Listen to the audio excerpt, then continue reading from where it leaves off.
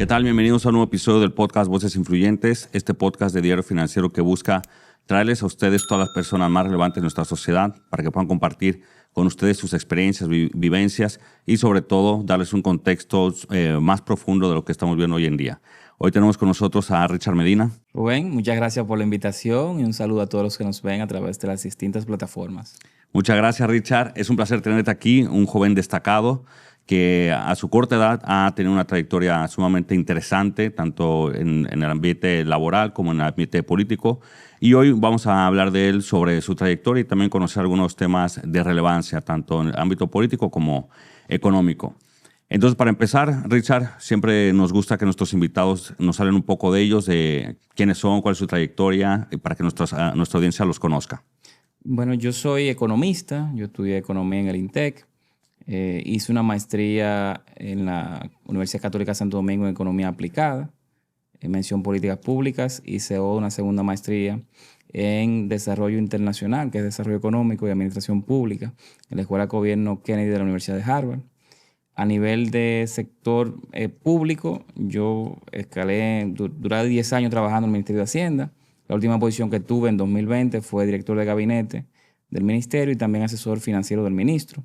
De ahí trabajé todo lo que tenía que ver con vinculación con el sector eléctrico, en especial las EDES, la vinculación con el Banco Central, con una propuesta de recapitalizar el Banco Central y reducir el déficit cuasi fiscal. Y lo último fue con la pandemia, diseñar e implementar los programas fase 1, fase 2 y PATI, que fueron los programas que salieron de emergencia. A nivel privado, yo soy consultor de varias multilaterales, incluyendo BID y UNICEF. Y recientemente fui director de la carrera de Economía del INTEC y sigo ahí en esa universidad como docente pleno. Entonces yo tengo esa condición. También hago trabajo de consultoría vía INTEC. A nivel también político, que quizá lo más, otra pata de la relevante, mesa. Sí. Yo soy miembro del comité político del PLD. Yo fui electo en 2025. Antes de eso había estado en el comité central, que es como el paso previo, electo en 2021. Actualmente soy también secretario general del partido en la circunscripción número 1 del distrito, que es donde estamos actualmente. Y además de esa parte, bueno, yo soy articulista, estoy mucho en los medios y soy, como dije, profesor universitario. Richard, escuchando todo esto, la pregunta de cajones, ¿qué edad tienes? Cumplí 36 años en diciembre. 36 años y una trayectoria que parecerá ya con el respeto, ¿verdad? Pero de una persona de quizás 50 años. Ay, gracias. Realmente es gratificante ver cómo jóvenes así se han destacado y pues, o sea, tener ya posiciones relevantes. Te tocó, digamos que la pandemia que ha sido en las últimas décadas, digamos que la experiencia o la situación más difícil que les ha tocado vivir a todos. Me uno porque, aunque no estuve en tu posición, a todos de una u otra manera nos afectó. ¿Cómo ustedes vivieron desde el Ministerio de Hacienda ese cambio de coyuntura económica? Mira, fue algo de la noche a la mañana, aunque ya uno veía el tema que venía desde China, se cerraba Asia, se comenzaron a cerrar algunos países en Europa, pero hasta que tú no ves que la situación ya te está golpeando, tú no asimilas la magnitud. Y yo creo que, siempre lo digo, yo asumí que el cierre iba a ser por 3, 4 semanas y terminamos como 6 meses cerrados. Eso, afortunadamente, nosotros teníamos más o menos ya ensayado un plan de qué cosas había que ir haciendo.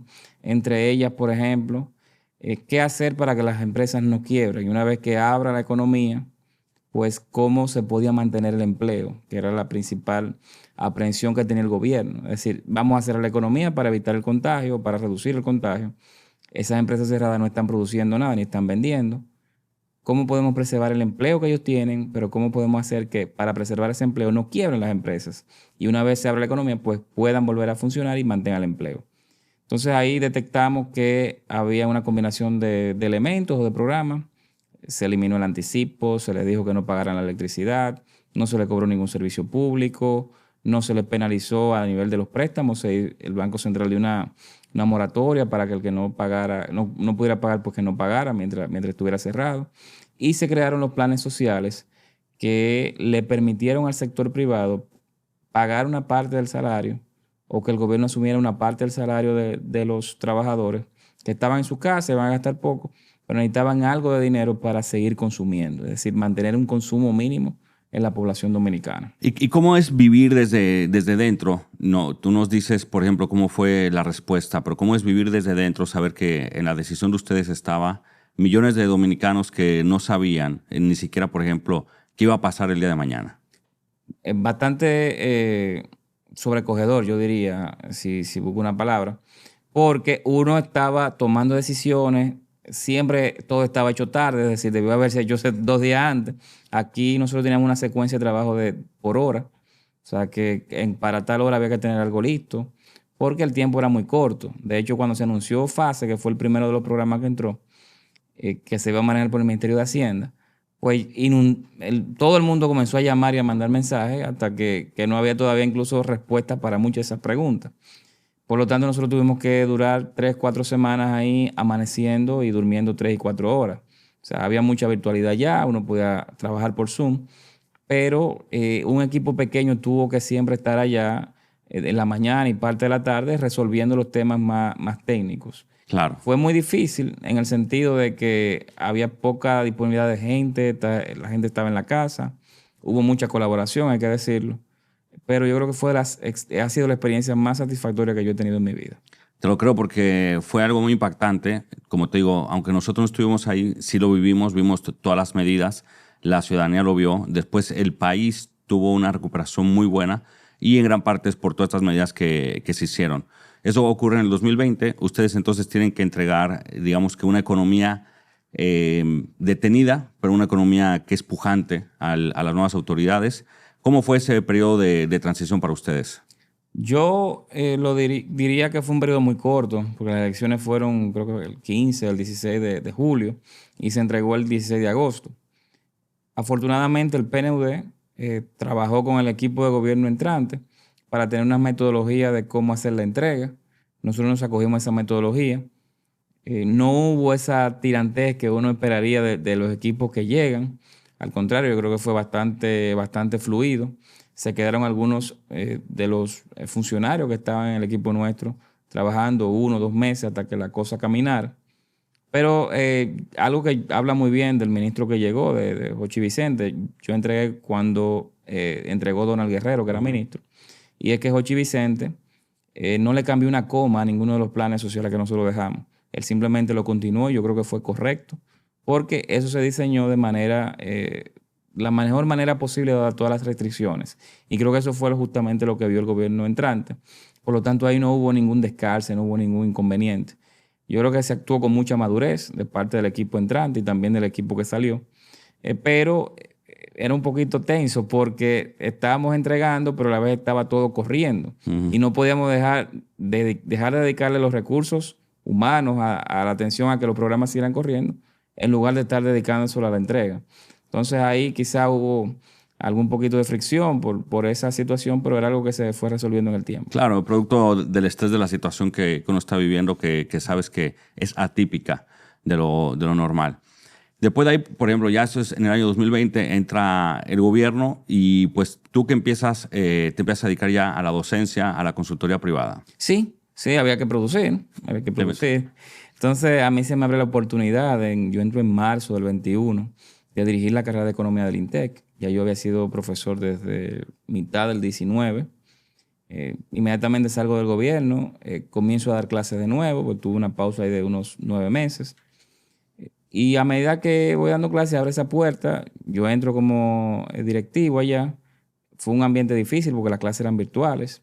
Yo siempre cuento como anécdota y como logro que la carrera de Economía del INTEC fue la primera carrera del INTEC que sus materias fueron a la presencialidad. O sea, mientras todo el mundo estaba virtual, nosotros hicimos el esfuerzo y ahí los profesores, sobre todo los profesores más senior, que eran incluso personas que tenían mayor riesgo de morbilidad o de comorbilidades por el COVID, fueron los que más entusiastamente se integraron a la docencia presencial. Pues yo entiendo que la docencia presencial es mucho mejor que la virtual. Totalmente de acuerdo. Entonces también fundo una compañía de consultores y comenzamos a hacer trabajo a diferentes empresas del sector privado y luego yo caigo con algunas multilaterales también haciendo trabajo de consultoría, no por la empresa, sino como consultor privado. ¿Y cómo ahora tú que pasaste 10 años en el Ministerio de Hacienda, Tienes 36, o sea, asumo, ¿verdad? Que tu primer trabajo fue ahí, Sí. sector público. Esa transición del sector público al sector privado, ¿cómo la has vivido? Yo creo que fue duro al principio porque es un cambio de mentalidad. O sea, uno en el gobierno uno siempre trata de buscar el bienestar social, pero aquí además del bienestar social tú tienes que buscar el bienestar de tu cliente. Ujú. Entonces, eso es importante siempre tenerlo en mente. Había que construir una cartera de clientes, aunque yo tenía muy buenas relaciones con diferentes agentes del sector privado, agentes de las multilaterales, cuando estuve en Hacienda. Pero eso es mientras tú estás ahí. Ya cuando tú sales, la cosa cambia y hay que estar mentalmente preparado para entenderlo. Sí. Pero gracias a Dios me fue muy bien. Yo siempre digo que la mejor recomendación que uno logra es hacer un buen trabajo. Entonces, estaba yo con 3 personas más y fuimos haciendo cosas y fue fluyendo. Incluso tenemos actualmente como empresa nichos de clientes del sector privado que otras empresas consultoras no lo ven. O sea que estamos bastante afianzados en esa parte. Qué bueno, mira, y cuando tú mencionas eso cuando tú estás dentro, hay muchas relaciones, mucho conocimiento. El esposo de mamá y mamá siempre me decían algo cuando yo empecé a trabajar en el gobierno en su momento. Me decían, mira, recuérdate siempre que las personas son amigas de la silla, ¿ok? Son amigas de la posición, no son amigos tuyos. Y es una realidad que uno tiene, los que han trabajado o van a trabajar en unas posiciones públicas tienen que siempre tener eso muy en cuenta porque eso te permite tener los pies bien aterrizados de saber que todo es temporal y que eventualmente hay personas que se acercan o se alejan dependiendo de si tú estás ahí o no. Claro, así es, indudablemente. Y mira, entonces pasando ya el sector privado que está la docencia, llega la parte de las elecciones del año 2024.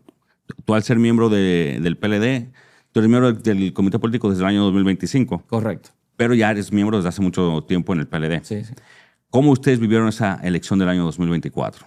Mira, fue una elección muy desigual. O sea, la realidad es que fue muy desigual.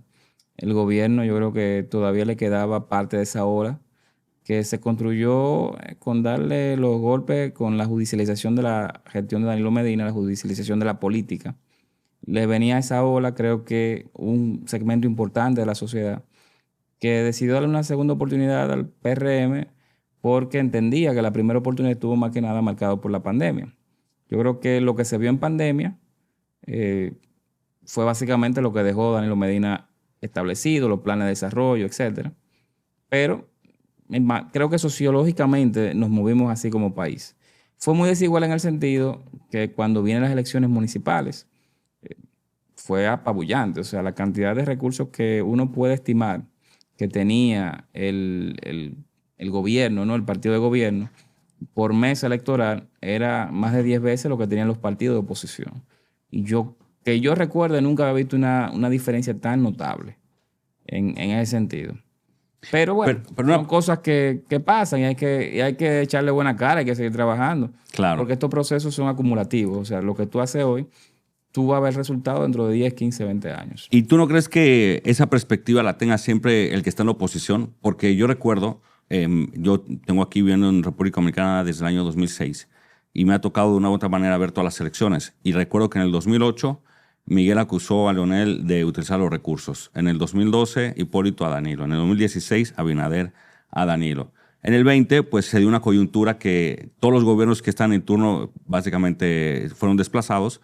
Y entonces en el 24 por igual. ¿Tú no crees que sea como que una perspectiva desde la oposición o que el que está en el poder ya tiene prácticamente garantizado mínimo un 30-35% del electorado? Yo creo que son varias cosas. El partido de gobierno siempre saca mínimo 30-33%. Ahora, la cantidad de recursos, uno lo mira por recursos o por monto que se bajó, como se dice, por mesa, cada partido, fue básicamente 10-1. Okay. Y ese ratio yo, por lo menos que tengo involucrado en política de 2010, de política militante de 2010, yo no lo había visto. O sea, política de campo, no de campo, en el territorio.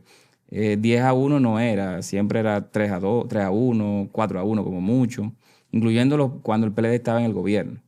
Pero la abundancia de recursos fue bastante notable de un lado. Y eso contribuyó a que se ganaran las municipales por parte del gobierno y bueno, ya era muy fácil ganar las presidenciales y legislativas, ¿no?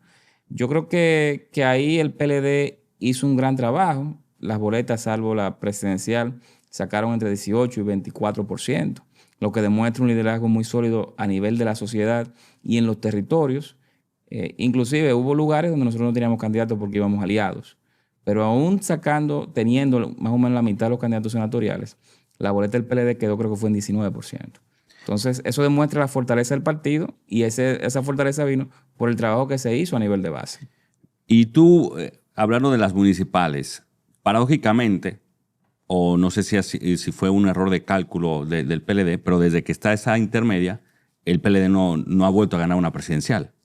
O sea, ¿tú crees que se deba...? Mira, yo creo que eso ha sido coyuntura. Por ejemplo, la coyuntura de 2020, con la suspensión de las elecciones, fue lo que evitó que el PLD ganara. En las primeras elecciones que se iban a celebrar, que eran las de febrero, que fueron las que se suspendieron, pues el PLD, los datos nosotros teníamos que estaba ganando en casi todo el país. Sí. De hecho, en la capital, el PLD instruyó a su delegado a que había que contar las mesas donde no hubo problema ese día, y en todas estaba ganando Domingo Contreras. O sea, Domingo iba a ser el alcalde ese día. En Santo Domingo Este, Luis Alberto estaba ganando también a las 10 de la mañana. Pero pasó esta situación que es bastante anómala. Yo creo que es algo que no se va a repetir en América Latina, una situación extraña. Al gobierno le echan la culpa y el partido de gobierno era precisamente el PLD, y bueno, pagamos las consecuencias en las municipales y en las presidenciales. Correcto. ¿Qué tal, Richard? Te quiero preguntar, dado a lo que estás comentando, los libros, textualmente, académicamente hablando, la política es muy diferente a lo que está sucediendo en la vida real.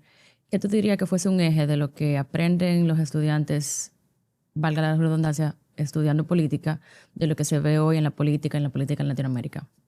Yo creo que la política de Latinoamérica está siendo muy impactada por el desarrollo de redes sociales. Antes era muy unidireccional la comunicación, es decir, medios tradicionales decían algo y la gente podía replicarlo.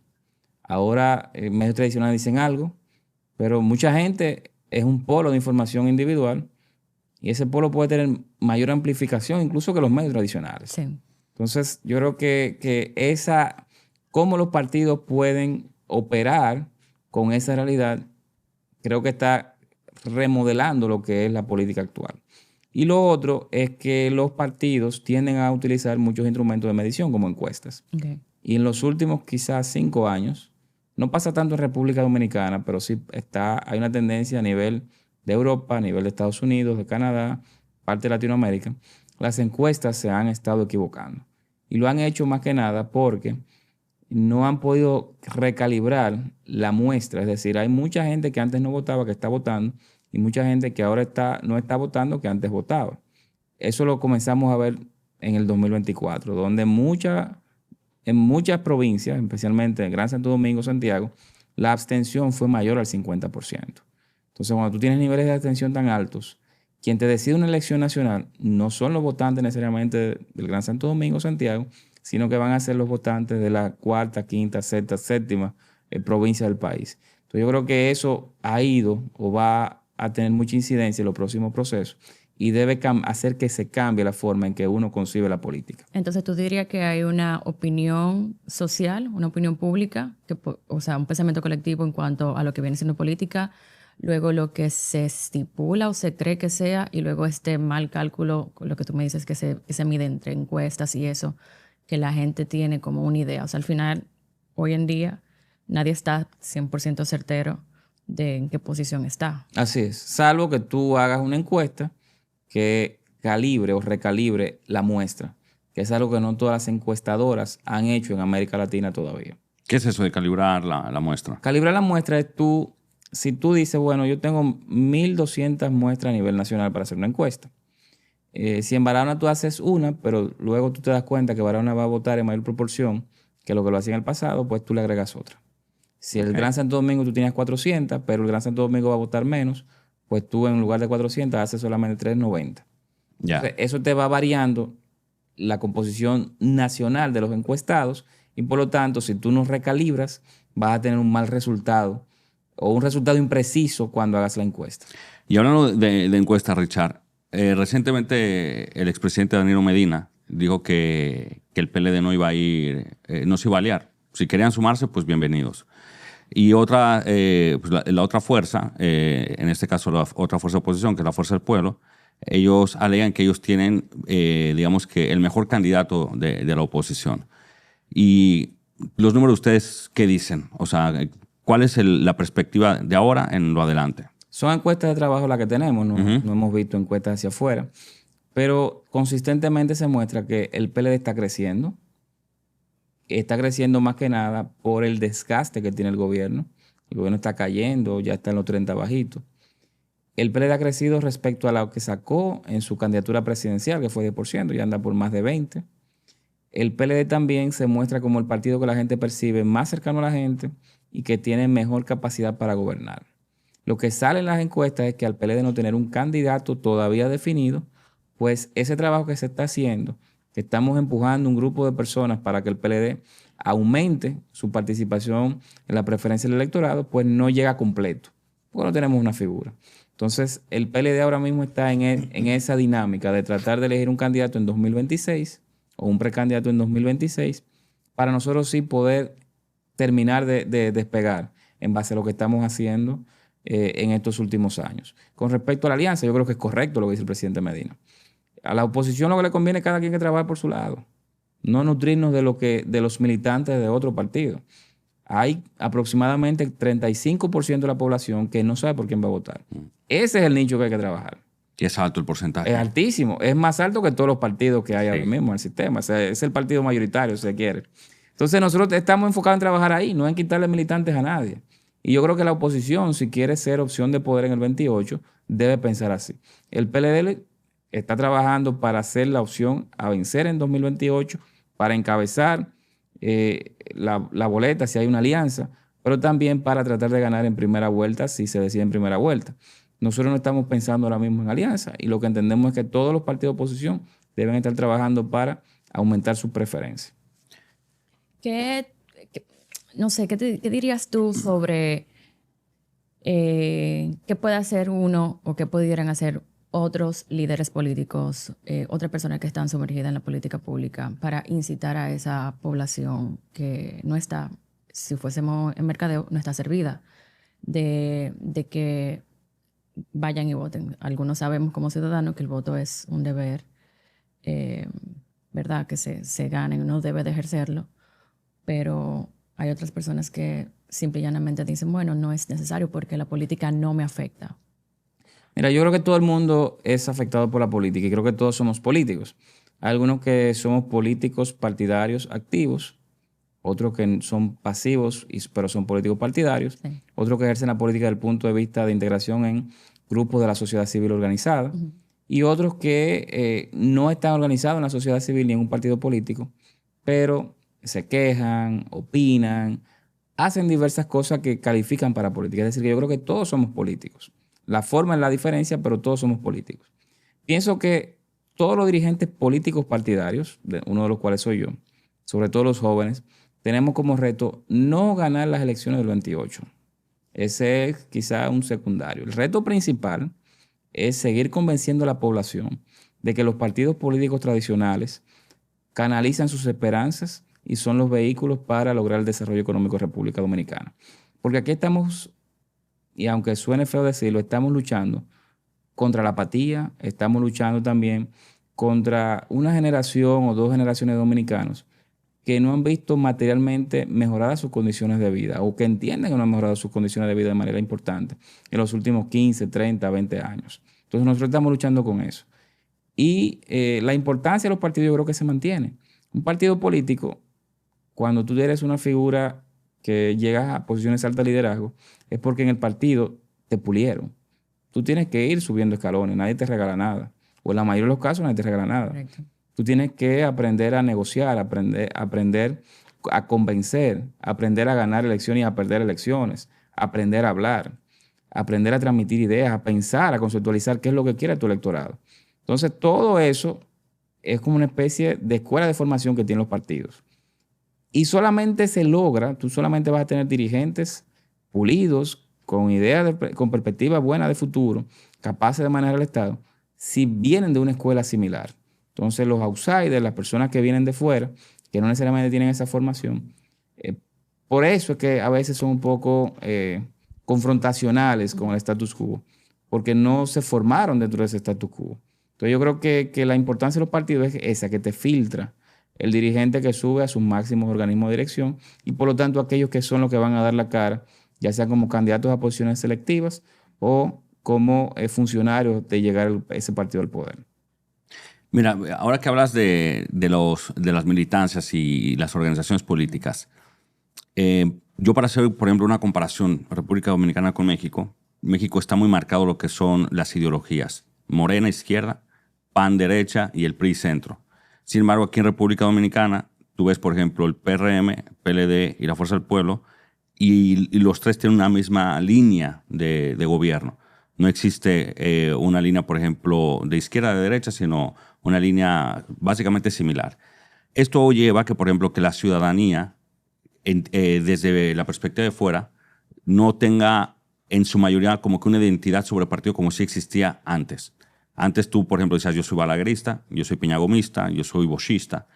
Y hoy en día, por ejemplo, esos liderazgos tan fuertes que te movían masas, pues ya la cosa ha cambiado. Tanto ha cambiado que ya las campañas no se ganan con caravanas ni con esas grandes manifestaciones. ¿Cómo le están haciendo ustedes para realmente llegar a ese joven?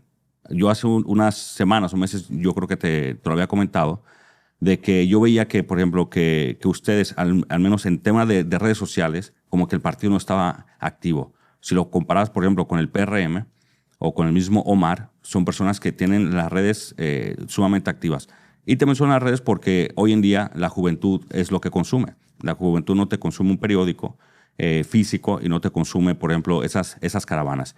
¿Qué están haciendo ustedes para que esa gente entonces vaya hacia la organización? El PLD ha dado un cambio en los últimos quizás 14, 12 meses en cuanto a su comunicación estratégica. Estamos usando más redes sociales, como tú muy bien me dijiste en un momento. Eso lo cambiamos. Y tenemos unos asesores que nos han ido diciendo cómo ir llevando los mensajes. ¿Qué veíamos en los datos? Bueno, que el PLD tenía buenas ideas, la gente reconocía la capacidad de buen gobierno, los resultados en el gobierno. La gente, los posibles técnicos, si le quiere llamar así, que tiene el PLD, eran por mucho los mejores del sistema de partido. Pero el mensaje en ese momento no estaba llegando. Y no estaba llegando por la manera en que estábamos dando el mensaje y porque no habían tantos mensajeros que pudieran conectar. Entonces el PLD hizo un cambio con esto. Habemos quizá unos 10, 12 voceros que estamos constantemente en los medios de comunicación visibilizando problemas, hablando de los problemas de la cotidianidad de la gente, de qué le afecta a las personas y proponiendo soluciones, porque tampoco es una crítica ríspida, ¿no? Criticar por criticar, como le pasó al PLD cuando estaba en el gobierno, que nada más lo criticaban. Aquí queremos ser proactivos, hacer crítica constructiva. Entonces, hemos mejorado la parte de redes sociales y también nuestro equipo de voceros está cada vez más activo, yendo a diferentes programas y presentando un PLD como es, un PLD muy capaz, un PLD que tiene muchos logros que mostrar, un PLD lleno de gente nueva, y también un PLD que ha sabido o está sabiendo reinventarse en el tiempo. Como dije, nosotros lo que nos falta ahora mismo es tener esa candidata presidencial ya identificado. Y antes de entrar a ese candidato y de cara al 2028, ¿qué tú le puedes decir a los jóvenes? Por ejemplo, te mencionaba el caso de México, izquierda, derecha y centro. ¿Qué diferencia el PLD del PRM y de la Fuerza del Pueblo? Básicamente lo que lo diferencia es, uno, resultados probados en el gobierno, que el PLD lo tiene, el PRM no lo tiene, la Fuerza del Pueblo no ha gobernado. Y segundo, que el plan de gobierno que tiene el PLD como partido político siempre se orienta a desarrollo económico, pero respetando libre empresa. Es decir, nosotros siempre promovimos la actividad empresarial privada. Dimos facilidades para ello, hicimos política industrial para ello. Pero a la vez, como toda actividad empresarial que se deja solamente en el mercado puede generar distorsiones, pues el PLD como gobierno estuvo ahí y seguirá estando ahí para preservar el derecho o los derechos de consumo, educación, salud pública de las grandes masas sociales. Entonces, es un híbrido. El PLD se define como de centro izquierda, pero es un híbrido en el sentido de que es de centro izquierda por la vinculación con los programas sociales, la vinculación con ayudar a aumentar la cantidad de oportunidades que tiene la gente, no importa del lugar de donde venga.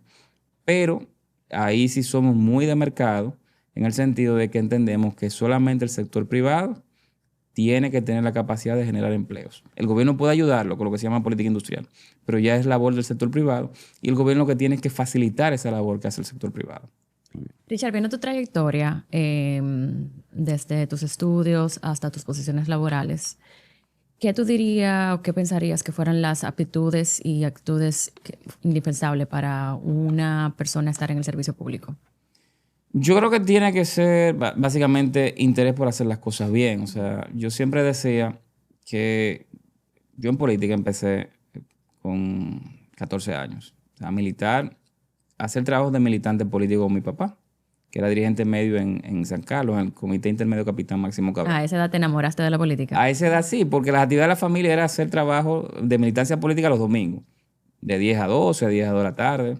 Entonces, a mí me ponían a veces a abrir una puerta, me ponían en una esquina con una bandera, me ponían a cargar un botellón de agua. O sea, ahí yo aprendí que sea lo que sea que tú hagas, por muy básico que sea, tú tienes que hacerlo lo mejor posible. Que si las elecciones se van a ganar, se ganen porque tú abriste esa puerta bien.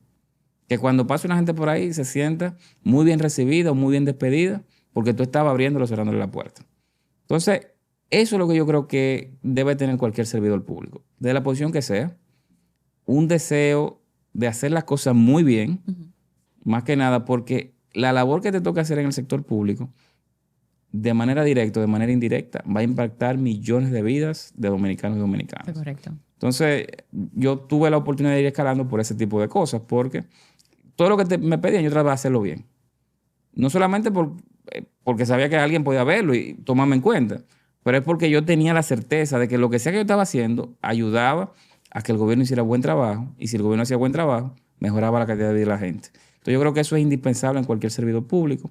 Obviamente el tema de la honradez es transversal, eso no hay ni que pregonarlo, o sea, se espera que todo el servidor público sea honrado. Y también yo creo que el servidor público debe prepararse. No por estar en el gobierno es una excusa para no estudiar. Hay gente como que se queda y no se actualiza. Yo creo que todo el que está en el sector público, y más aquellos que tienen perspectiva de seguir escalando, de hacer carrera pública, no en una institución, sino en el Estado completo, pues yo creo que tienen que prepararse lo mejor posible y tratar siempre de hacer las cosas lo mejor posible. Permíteme preguntarte, a raíz de eso, jóvenes que estén como tú, con la inquietud de la adolescencia o de los jóvenes, interesados en aprender sobre política, ¿dónde lo harían? O sea, ¿dónde van a formarse académicamente? Quizás no académicamente, pero ¿dónde hay una guía?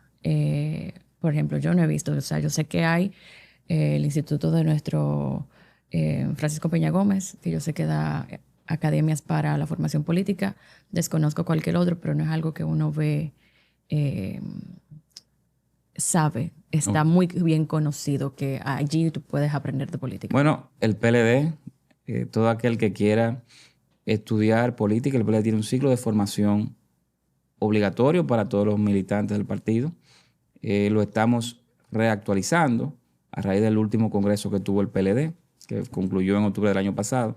De hecho, me toca a mí hacer mi curso, a pesar de ser el comité político. Empiezo el lunes. Entonces, todo joven que quiera formarse políticamente de manera gratuita tiene su casa en el PLD. O sea, que puede escribirme por redes, puede acercarse a algún amigo que esté en el PLD para que se incluyan esos ciclos formativos que se están abriendo semanales. Un curso de unos 8 o 9 semanas que cualquiera lo puede hacer. Pero además de eso, yo creo que primero tener una carrera profesional es importante, o sea, sí, tener formación universitaria. Y ya después de ahí, dependiendo del tipo de formación que tú tengas, yo recomendaría para temas políticos hacer una maestría en políticas públicas, administración pública, o a nivel sectorial en temas educativos, temas de administración hospitalaria, temas de política agropecuaria, etc. O sea, ¿esas maestrías de política pública en dónde? Bueno, hay diferentes universidades, no quisiera yo mencionar, pero hay diferentes universidades que tienen locales. Okay. Sí. Pero también, después de pandemia, hemos tenido un boom de las clases virtuales. Hay muy buenos programas que antes eran solamente presenciales en buenas universidades en el extranjero, que ahora están disponibles de manera virtual. Entonces yo creo que hay que explorar todo, pero más que nada hay que definir en qué área un joven quisiera especializarse o quisiera contribuir al país para que tome la decisión correcta. Richard, y hablando ya, vamos a hablar un poco del 28 y después ya de los aspectos económicos. del país que son sumamente importantes, sobre todo para nuestra audiencia. Pero en el 28 hay una percepción en la población de, bueno, tú bien dices, ahora mismo no tenemos un candidato en específico, pero digamos que Francisco Javier está muy activo, Abel Martínez como que quiere salir o no salir, Gonzalo todavía no se sabe si al final va a ir o no va a ir. Entonces, como que esa tardanza de definir, ¿tú no crees que le esté jugando un poco en contra? O sea, y se percibe también como que entre los candidatos hay como que metiéndose un poco el pie. Mira, yo creo que mientras más personas, mientras más dirigentes del PLD salgan a aspirar, es mejor para el partido, porque dinamiza el partido, lo mantiene en la mente de la gente. Imagínate 5 o 6 precandidatos presidenciales que salgan a medios de comunicación diario o semanal, hace un impacto. Entonces yo creo que eso es positivo, que hayan tantas aspiraciones. Creo que el partido tiene que ir poniendo orden o reglas de cómo esas aspiraciones pueden canalizarse a lo interno, de manera que no pasen encontronazos entre ellos, que son naturales porque es la actividad política y están peleando por una misma posición, pero que esos encontronazos sean lo más apacibles posible, ¿no? Lo más serenos posible. Pienso que todavía falta un tiempo, es posible que salgan otros candidatos. Yo creo que los que están actualmente lo están haciendo muy bien. No tengo todavía uno definido a cual yo apoyaría o no lo quiero decir públicamente, porque eso me generaría problemas en los trabajos orgánicos que tengo dentro del PLD. Claro. Pero sí creo que es positivo tener mucha gente. El PLD está creciendo, aún si no tenemos un candidato o una candidata definida. Pero si tenemos ese candidato o esa candidata, pues el esfuerzo se potencia todavía más. O sea que es algo que nosotros necesitamos resolver en 2026. Muy bien, o sea que este año ya eso queda resuelto. Es mi deseo. Ok. Entonces, hablando un poco de la economía. República Dominicana, que había sido la economía que más había crecido en términos porcentuales en todo el continente, excepto de Panamá, sí, excepto Panamá. De Panamá y Guyana, sí. Porque tiene algo extraordinario, que es lo del petróleo. Pasó, digamos que 2 años sumamente, podríamos decir, de contracción económica. Y la perspectiva, el Banco Central anunció en estos días de que la perspectiva para este año es un crecimiento de un 4%. Tú como economista, con experiencia de Estado, ¿cuál es tu panorama? Yo creo que estamos metidos en una situación que hace muchos años no veíamos. 2023 2024, perdón. 2023 crecimos 2.2%. 2024 crecimos 5, pero 2025 crecimos 2.1. Uno promedia 3 puntos y algo, que es muy bajo en comparación con todo lo que habíamos visto antes de la pandemia. Digo que es muy bajo porque parecería que estructuralmente la economía dominicana, o al menos por ahora, no va a haber tasas de crecimiento del 5% al cual estábamos acostumbrados. Cuando vemos tasas de crecimiento tan altas, vemos también aumento del empleo, sobre todo el empleo privado. Y antes veíamos 100,000 empleos privados que se generaban por año. En 2025 lo que hemos visto es aproximadamente 40,000.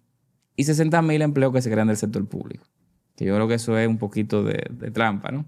Entonces, es una economía que está creciendo poco. Cerró 2025 creciendo apenas 2.1. Está generando pocos empleos. Y para rematar, la inflación está aumentando. Los últimos 3-4 meses de 2025 vimos un aumento importante de la inflación que cerró en torno al 5%. Eso es alto. Nosotros normalmente cerramos en 2, 2,5, 3%. Pero lo preocupante es que el aumento de inflación vino más que nada por la inflación de alimentos y bebidas no alcohólicas. Y eso es interesante. Una inflación de 8% ahí golpea de manera muy directa el bolsillo de las familias más pobres de República Dominicana. Lo están sintiendo las clases más populares, pero también lo están sintiendo la clase media. Sube el colegio, sube el mantenimiento del apartamento, sube el costo de los clubes, sube la comida, digamos, de cierta calidad que se comía. Entonces, los salarios se quedan igual. Uh-huh. Por lo tanto, la respuesta de los hogares, de las familias, es precisamente consumir menos bienes. Y yo creo que ahí hay un dato importante.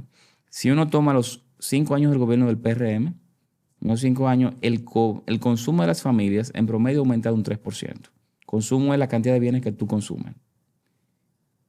En los 5 años previos a la pandemia, es decir, los últimos 5 años de Danilo Medina, el consumo creció 7%. O sea que estamos viendo un crecimiento de menos de la mitad a nivel de consumo. Y yo creo que son cifras bastante lamentables.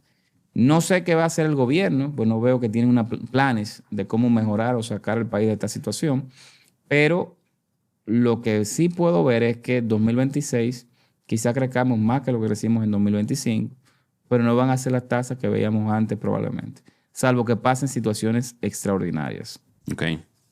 Entonces, ¿qué diría? O sea, tendríamos nosotros que las clases afectadas buscar un ingreso adicional para poder subsistir, porque hasta el momento, si no hay solución, es seguir buscando eh, devengar más dinero para poder todo lo que uno hacía o costear la vida del diario. Sí, esa sería la respuesta individual para las familias. O consumir menos. Hay familias que están comiendo menos hoy que hace 3 años y mucho menos que hace 5 o 6 años. Pero yo creo que el gobierno dominicano tiene como responsabilidad, desde el punto de vista de la política fiscal, tratar de aumentar el gasto en obras de infraestructura, en obras públicas, en muchas obras que permeen las comunidades más, sobre todo las más alejadas de la capital. No concentrarlo solamente en el metro o en un monorriel, porque eso es lo que genera dinamismo en esa comunidad y aumento de consumo. El que fue un maestro en eso fue Danilo Medina. Y lo logró haciendo 2 cosas. Con la revolución educativa, duplicó la cantidad de aulas que habían construidas en República Dominicana hasta el momento en que fue presidente, construyó más de 23,000 aulas. Y eso movilizó el consumo de muchos lugares, de muchos campos, de muchos barrios en República Dominicana. Pero también las movilizó construyendo, remodelando hospitales y construyendo unidades de atención primaria. Entonces yo creo que el gobierno debe tratar de buscar la manera de hacer construcciones pequeñas pero masivas en todo el territorio nacional, de manera tal que eso puede elevar el consumo de esas comunidades. Si no lo hace, yo creo que vamos a seguir con bajo crecimiento, poca generación de empleo privado y más que nada, menor crecimiento del consumo, que es realmente como uno puede medir el desarrollo de un país. Mira, hablando tú de esa revolución educativa, eso fue una política pública bastante exitosa y vemos que, por ejemplo, ese impulso económico vino desde el gobierno. Otra perspectiva está que, por ejemplo, que también el sector privado ha estado muy cómodo en cómo Dominicana ha estado los últimos años con el turismo y la construcción. Y el sector privado dominicano ha dejado de innovar. O sea, no es un sector privado, a diferencia de otros países, que está impulsando tecnologías, que está creando centros nuevos, que está exportando, sino nos quedamos cómodos con el turismo y nos quedamos cómodos con la construcción. ¿Consideras tú que también el parte del sector privado debería también, óyeme, despertar y decir no todo es turismo? La República Dominicana tiene un punto geográfico bastante apetecible, pero yo no veo que la industria privada esté empujando hacia afuera. Yo creo que aquí hay grandes retos estructurales para que eso pase. Como tú bien dices, cuando uno ve, por ejemplo, la inversión extranjera directa que llega a República Dominicana, los 2 sectores que encabezan son precisamente turismo y sector inmobiliario, que es construcción. Uh-huh. Una parte son viviendas de segunda inversión que tienen gente fuera que viene y la compran acá. Entonces yo creo que eso hay que cambiarlo. Y pienso que el desarrollo de los países va muy atado a que puedan producir bienes industriales para exportación. Países que logran eso son países que se desarrollan siempre. Claro. Entonces nosotros tenemos el reto de hacer eso. Para lograr eso, para lograr la producción de bienes industriales para exportación, hay que hacer reformas estructurales que no hemos querido hacer. Reforma número 1 del sector educativo. Aquí, lamentablemente, hay una parte importante de la fuerza de trabajo que no tiene las competencias que se requieran actualmente en cuanto a lectoescritura y manejo de conceptos matemáticos aplicados a la producción de bienes industriales. Y yo no estoy hablando de supervisores y gerentes, también hablo de operarios. Entonces yo creo que parte de lo que debemos hacer como ciudad es decir, ¿qué país queremos? Si queremos un país que produzca y exporte bienes industriales, que se inserte en las cadenas globales de valor, que genere divisas, que innove, que atraiga tecnología, produzca tecnología, bueno, necesitamos tener una mejor fuerza de trabajo y eso se logra mejorando las competencias de nuestros profesores. La parte de las aulas, del desayuno, almuerzo y merienda escolar, muy importante, pero llega hasta un punto. Uh-huh. Y ya yo creo que llegamos a ese punto. Segundo tema, yo creo que aquí hay que resolver el problema eléctrico. Totalmente. Que cada año hay más déficit. Claro, 1.800 millones, 1.700 millones de dólares de déficit. Y la energía es cara. Cuando tú comparas con Guatemala, la energía dominicana es cara. Entonces, si tú eres una industria, eres lo que se llama intenso en electricidad. Es decir, una parte importante de tu costo de producción viene por electricidad. Hay que bajarlo. Y el gobierno tiene que actuar para resolver esas dos restricciones que tenemos antes de nosotros tratar de atraer inversión extranjera directa industrial, que aquí lamentablemente no está llegando. Entonces, aparte de formación académica para aquellos que enseñan, ¿qué otra cosa pudiéramos hacer como sociedad nosotros también para impulsar? Porque no todo se lo podemos dejar a los políticos. A nosotros como pueblo y como ciudadanos nos duele el país. O sea, estudiantes que han tenido la oportunidad de estudiar en el extranjero, de regresar a su país a formar carrera profesional, en algún momento se ven estancados. Y más como bien dice, ya venimos arrastrando un desbalance de crecimiento donde nos afecta en todas las áreas, en la canasta básica, en la vivienda, en el techo, bueno, en la electricidad, etcétera. ¿Qué tú le dirías al ciudadano que haga? O sea, ¿qué tú le darías al pueblo de que, bueno, también somos parte de eso, tú también puedes hacer esto o lo otro? Como yo dije hace unos minutos, creo que todos somos sujetos políticos. Yo creo que la militancia política no necesariamente partidaria, cualquier ciudadano puede y debe ejercerla. Yo creo que este es el momento de que cada vez que uno emite una opinión, redes sociales, en la prensa, conversando en una mesa con la familia, debe estar orientada a que ese partido político que va a dirigir los destinos desde 2028, ¿qué planes tiene? Y el plan principal que debe tener es una reforma educativa profunda que mejore de manera sustancial las competencias de los maestros y también de los directores de centros educativos. Yo creo que sin eso, lamentablemente, República Dominicana puede bajar tasa de interés, podemos reducir impuestos, podemos hacer una serie de cosas, pero estructuralmente no vamos a poder atraer empresas multinacionales que produzcan bienes y pues no podremos tampoco exportar. Por lo tanto, nos estaremos quedando solamente vendiendo oro, vendiendo vegetales, vendiendo frutas, que eso es importante porque genera empleo en el campo, pero a nivel de exportaciones no es lo que ayuda necesariamente a desarrollar un país. Y hablando de desarrollo y cómo estamos económicamente, se ha hablado mucho de la reforma fiscal. ¿El PLD tiene pensado apoyar o presentar alguna propuesta ante esta coyuntura o va a dejar que el gobierno continúe?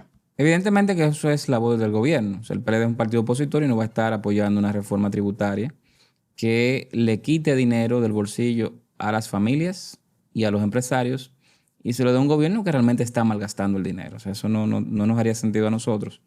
Pero yo sí creo que la mejor reforma fiscal es reducir el gasto o frenar el gasto. El gobierno durante estos 5 años ha aumentado diariamente 100 empleados. 100 personas trabajando adicionales cada día en el gobierno. Eso es aumento de nómina. Todas las pensiones especiales que el presidente Abinader dio o que firmó durante 2022, 2023, 2024 y 2025, eso es aumento del gasto. Ese descontrol que ha habido con el subsidio eléctrico y los subsidios en general, donde antes tú tenías 800,000 familias en los programas sociales, pero con una razón muy específica para estar ahí, de que realmente necesitaban el dinero. Ahora tú lo doblas a 1.600.000, 1.700.000 familias, sin un criterio claro de por qué esa gente está ahí. Yo creo que eso es despilfarro. Entonces, antes del gobierno pedirle más sacrificio a las familias, más sacrificio a los empresarios, yo creo que el gobierno tiene que ponerse en cinturón, apretarse esa correa y decirle al país que realmente está haciendo sacrificios para reducir el déficit fiscal y la deuda. Hasta que eso no pase, yo creo que el gobierno no tiene legitimidad tributaria, no tiene legitimidad para pedirle un peso ni a un ciudadano ni a un empresario. Ni aunque en vez de reforma fiscal sea tributaria, de bajar impuestos, ampliar la base, quitar estos impuestos, poner nuevos impuestos. Ampliar la base es aumentar impuestos. Pero la reduce la tasa. Es aumentar impuestos, porque aunque tú pagues un 16 de algo, un 15 de algo, bueno, aumentó tu base, automáticamente tú estás pagando impuestos por algo que tú no pagabas antes. Y eso golpearía más que nada a las familias más pobres del país. Porque aquí hay un error con eso. Se habla del gasto tributario. La mayor parte del gasto tributario es ITEVIS.